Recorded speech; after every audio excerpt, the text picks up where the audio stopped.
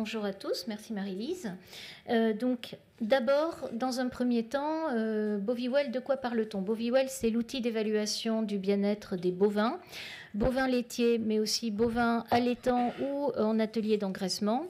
Alors un même outil, mais avec deux contextes d'utilisation, puisque la filière laitière a choisi d'inscrire Boviwell dans le volet bien-être de la nouvelle charte des bonnes pratiques d'élevage, donc au service d'une démarche de progrès, alors que côté viande, Boviwell a été choisi pour enrichir un certain nombre de cahiers des charges de qualité, par exemple le label rouge.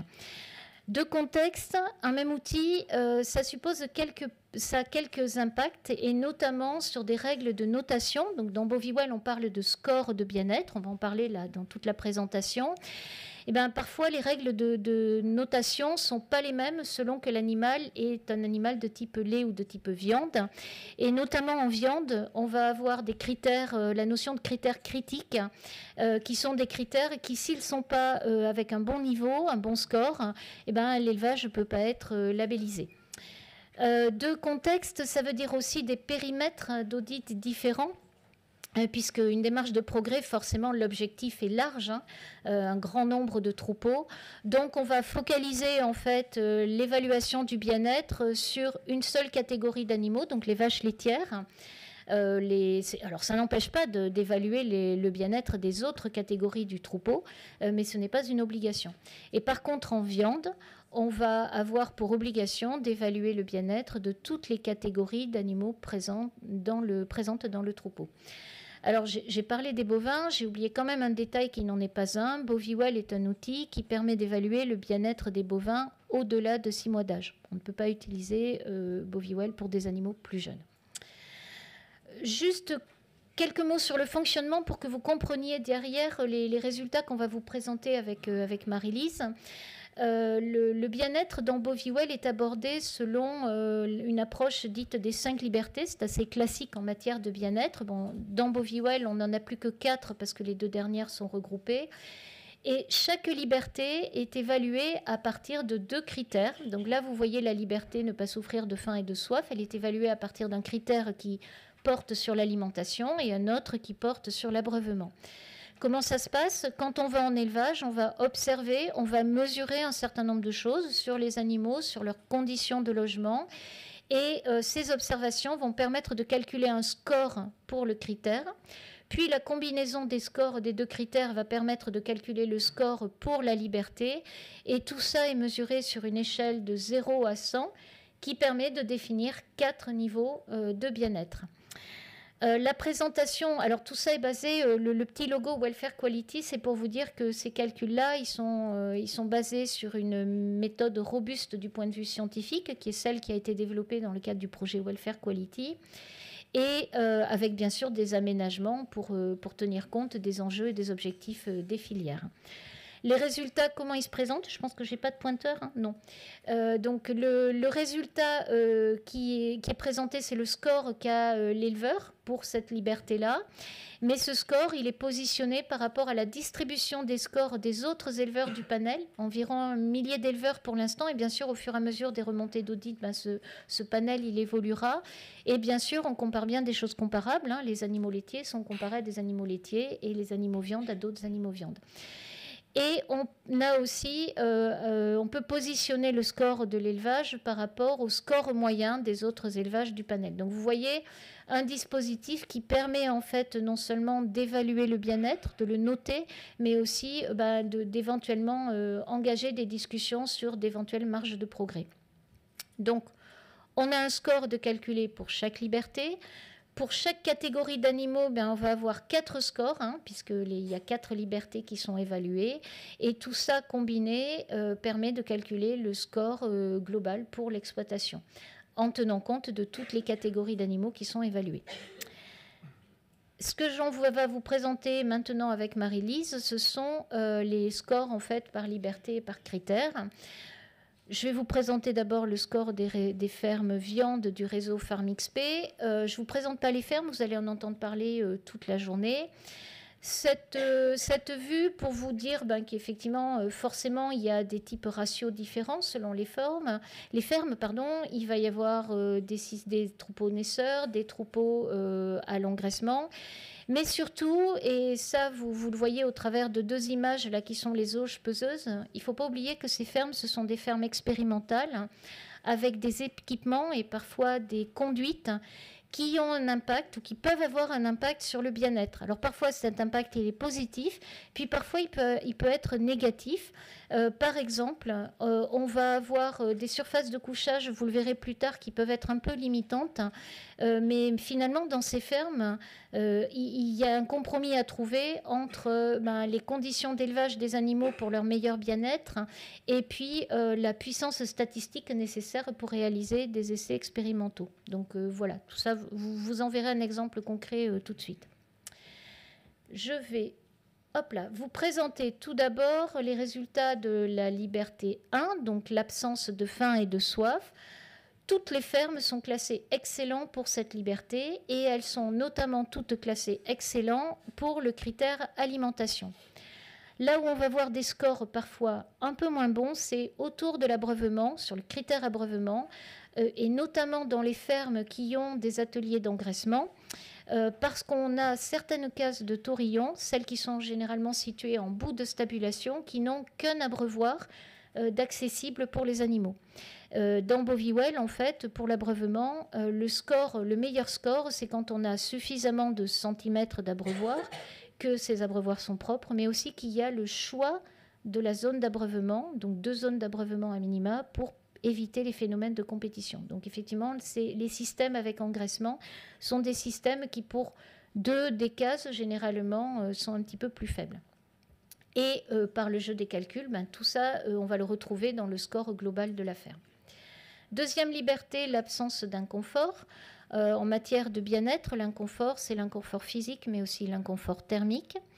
Donc les fermes sont partout classées excellents pour la surface totale des cases. En d'autres termes, les animaux ont une bonne facilité de mouvement, ils ont une bonne liberté de mouvement. Par contre, on va avoir des scores qui sont parfois dégradés au niveau du couchage dans les systèmes où il y a de l'engraissement. Pourquoi ? Eh bien ça, il y a plusieurs raisons à cela, notamment parce que les systèmes en engraissement, en fait, sont des systèmes qui parfois sont un peu limitants sur la place de couchage. Et deuxièmement, dans certaines fermes, notamment sur des zones de logement dites pentes sur aires paillées, des aires paillées en pente, pardon, on a des systèmes qui, par structure, en fait, sont d'une part difficiles à caractériser pour ce qui concerne la zone de couchage. On va avoir du mal, en fait, à mesurer cette zone de couchage en fonction du jour où on passe et du niveau de paillage ce jour-là. C'est des systèmes où, en fait, les animaux évacuent eux-mêmes, en fait, la paille souillée vers l'arrière de la case. Donc, si le jour où on passe, on est un peu éloigné du jour de paillage, on va avoir une zone de couchage qui va être mesurée comme étant inférieure à ce qu'elle est le jour où on paille. Et puis, c'est des systèmes aussi qui fonctionnent bien quand le chargement est un petit peu plus élevé, puisque finalement, plus il y a d'animaux qui brassent la paille et qui la poussent vers l'arrière, mieux ça fonctionne. Donc, c'est des systèmes qui sont un petit peu limitants sur cet aspect-là. Alors, l'audit, qu'est-ce qu'il a permis ? Il a permis, dans une des fermes, de diminuer la taille des lots. On pouvait se le permettre sans perdre de puissance statistique. Par contre, dans l'autre ferme, ce n'était pas possible, parce que sinon, on mettait en péril, en fait, l'aspect expérimental de la ferme. Et donc, de fait, les pistes de progrès qui ont été discutées, elles sont autour de la fréquence et de la quantité de paillage. Troisième liberté, l'absence de douleurs, de blessures et de maladies. Les critères de santé qui rentrent en jeu dans les résultats de santé qui rentrent en jeu dans le calcul de cette liberté-là, ils sont partout très bons pour toutes les fermes.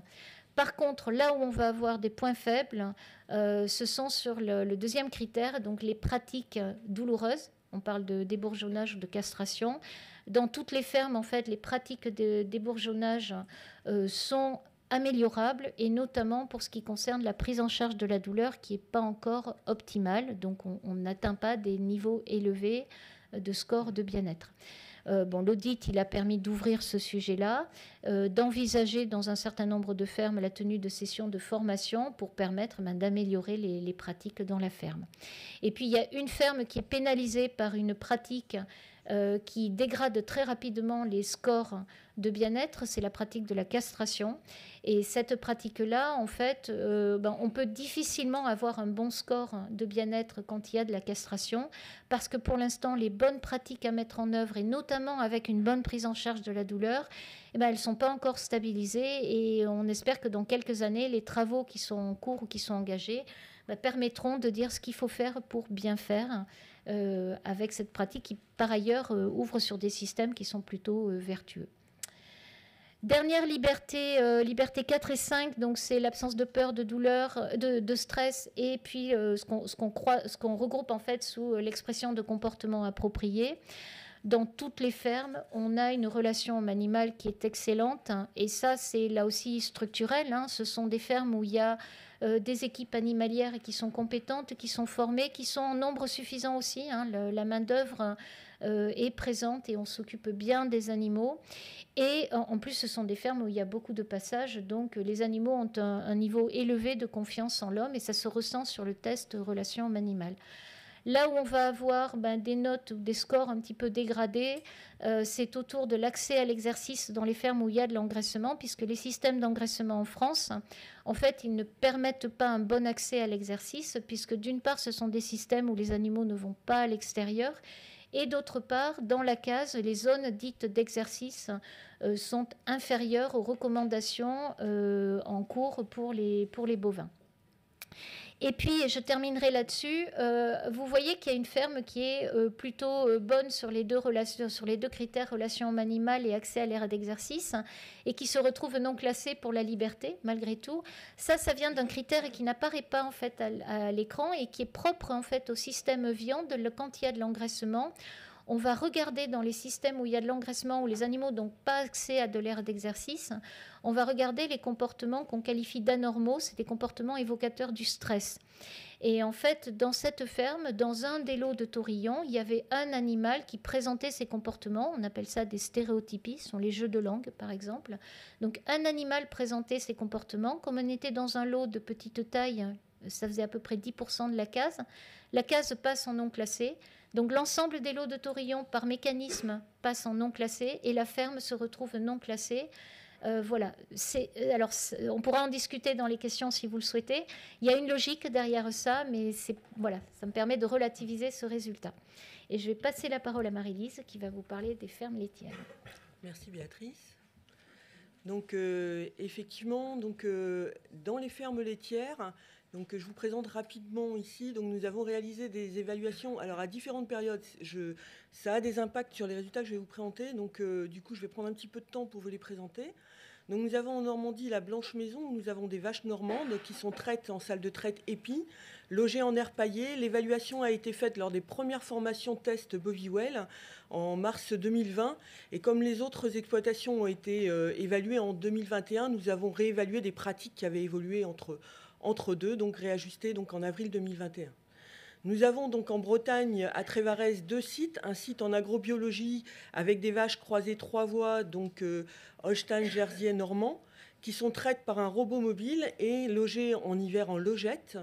Et un système conventionnel bas carbone qui abrite des primes Holstein qui sont traites en TPA et logées dans des logettes. L'évaluation a été faite lors de l'entrée en bâtiment à l'automne 2020, mais vraiment dans les jours qui ont suivi l'entrée en bâtiment, du coup avec une part d'herbe les jours précédents encore importante. Donc à Derval ensuite, en Loire-Atlantique, là nous avons aussi des primes Holstein en système robot et logette et l'évaluation a été faite en avril 2021 en bâtiment.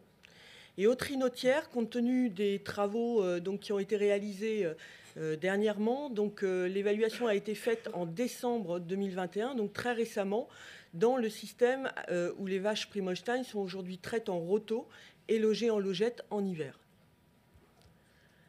Donc même présentation que celle que vient de vous faire Béatrice sur la partie viande. Donc si je prends la première liberté, l'absence de faim et de soif. Donc les fermes sont toutes classées supérieures à excellentes sur cette liberté.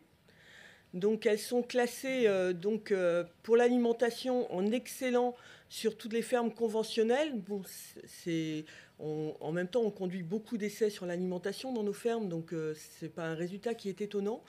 Par contre, en progression sur le système bio, donc cette note est liée à 10% d'animaux maigres dans le panel qui a été observé. Et c'est notamment les vaches Prime-Holstein en début de lactation, traites au robot, qui peuvent présenter dans ce type de système donc des états à certains moments maigres. Donc, ce qui explique aussi pourquoi on est parti sur du croisement 3 voies dans ce système. Sur l'abreuvement, donc, nous avons les deux systèmes, les deux bâtiments les plus récents, à savoir Trévarès Bio et les Trinotières, qui présentent un résultat excellent. Et donc, dans les fermes où les bâtiments sont un petit peu plus anciens, nous sommes juste supérieurs. Alors, à la fois parce que les recommandations qu'on avait jusque-là sont considérées aujourd'hui limitantes par Welfare Quality, dont vous a parlé Béatrice. On est en train de revoir nos recommandations sur l'abreuvement. Et aussi parce que dans ces bâtiments un peu anciens, il y avait deux abreuvoirs il y avait des abreuvoirs non fonctionnels sur 2 sites qui pouvaient être remis en fonctionnement suite à l'évaluation. Ensuite, liberté 2, donc l'absence d'inconfort. Donc, eh bien là, il y a de la liberté de mouvement dans l'ensemble des fermes, qui permet à 4 fermes sur 5 d'être classées excellentes. Il y a juste un petit manque de place à Derval qui fait que Derval est juste classé supérieur sur la liberté de mouvement. Par contre, si Derval, la Blanche Maison et les Trinotières n'avaient pas de soucis, notamment de propreté des animaux, au moment de l'évaluation à Trévarès, qui s'est faite lors de la rentrée en bâtiment, comme je le disais, en appliquant à la lettre la méthode Boviwell, qui demande de prendre en compte des notes de propreté d'un côté de l'animal, mais aussi de la mamelle et de la mamelle arrière. Donc, on considère qu'en fait, une vache est sale si on n'a plus de la paume de la main sale, soit sur la mamelle côté, soit sur la mamelle arrière. Et donc, avec un régime à base d'herbe dans les jours qui ont précédé, on a Trévarès bas carbone qui a été jugé non classé et Trévarès bio jugé en progression. Donc, ça nous a amené à discuter de la méthode, puisque, en fait, pour l'avoir aussi pratiqué dans d'autres fermes, on confirme que dès qu'on a des vaches à l'herbe, on a finalement des salissures qui n'ont aucun impact sur la propreté ou le bien-être de l'animal, mais qui sont dues au régime herbe. Donc voilà, donc là, des notes plutôt en deçà, aussi de retour qu'on a sur Trévarès où les vaches sont plutôt considérées propres, mais qui ont permis de discuter de la méthode. Liberté 3, absence de douleur, de blessure ou de maladie. Donc, alors, les pratiques d'ébourgeonnage sont faites au moins avec antalgique dans nos fermes, pas forcément toujours avec anesthésie, mais l'anesthésie est aujourd'hui programmée dans les exploitations où elle n'est pas mise en œuvre. On va dire que c'est à la fois un effet, par exemple sur Trévarès, sur l'ensemble des sites de Trévarès, l'anesthésie a été mise en place parce que Trévarès a aussi servi de site lors d'un casse d'art sur la gestion de la douleur. Donc les pratiques se sont améliorées il y a déjà pas loin d'une dizaine d'années aujourd'hui. Et les discussions sur les autres fermes sont aussi permises par des groupes thématiques entre nous, que ce soit le groupe Santé Bien-être ou le groupe Génis, qui fait que globalement les pratiques sont toutes en train d'évoluer, mais Boviwell a permis aussi d'engager ces discussions-là. Il nous reste quand même quelques petites problématiques sur la partie écornage, qui est qu'on a beaucoup d'élevage par lot pour les veaux, vous le verrez tout à l'heure, et que qui dit élevage en lot, dit des veaux qui, si on dit décornés à partir de 15 jours, 3 semaines, il y a quelques veaux qui vont dépasser ça, et donc on a parfois des écornages au-delà de 4 semaines, ce qui amène à ce qu'on ait des pratiques qui soient supérieures et pas excellentes, mais globalement certainement supérieures à pas mal de situations d'aujourd'hui. Sur les aspects santé, donc si à Trévarès les résultats sont supérieurs, nous sommes en progression sur Derval, la Blanche Maison et les Trinotières, en raison d'alertes de surmortalité adulte à Derval sur une année et de veaux à la naissance à la Blanche Maison, là aussi sur une année, sans qu'il y ait de cause commune à ces mortalités qui aient été retrouvées et sans que ces problèmes perdurent dans le temps. Ce sont aussi des fermes comme les autres qui subissent parfois des des accidents ponctuels.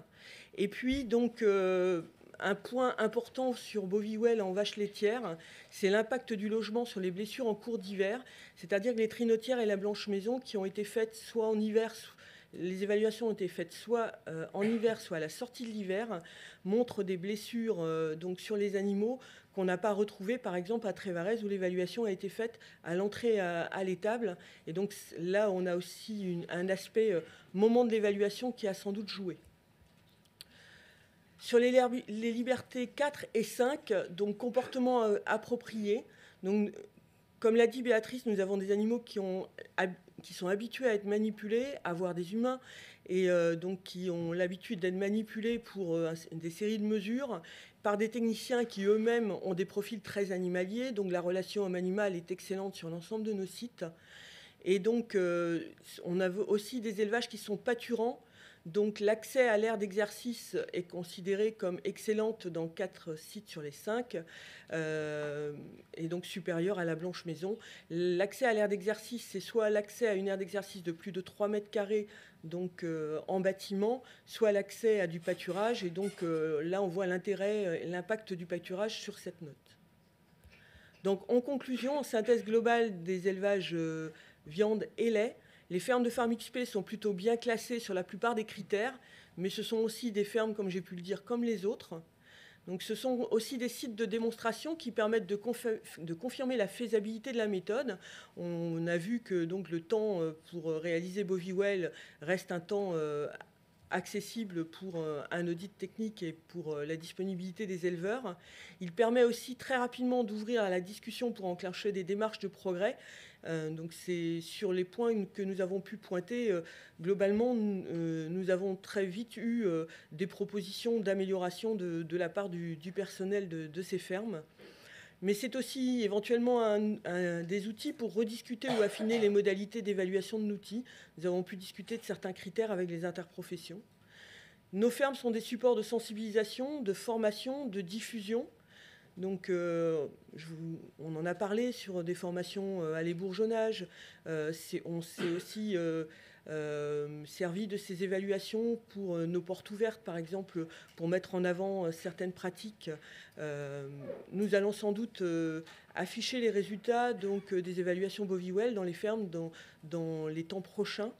Donc demain, ces résultats seront aussi support d'expérimentation pour trouver des solutions d'amélioration au bien-être, que ce soit en lien avec Boviwell ou en lien avec les conditions de travail et de revenus des éleveurs. Donc voilà. Donc nous vous remercions de votre écoute. Et donc cette étude a été conduite avec l'accord des interprofessions, du CNIEL, de la CNE, d'Interbef, qui sont propriétaires de l'outil Boviwell. Nous remercions nos collègues de l'Institut de l'élevage ou des fermes expérimentales ou des chambres d'agriculture qui ont aussi contribué à ces évaluations. Et nous remercions nos financeurs.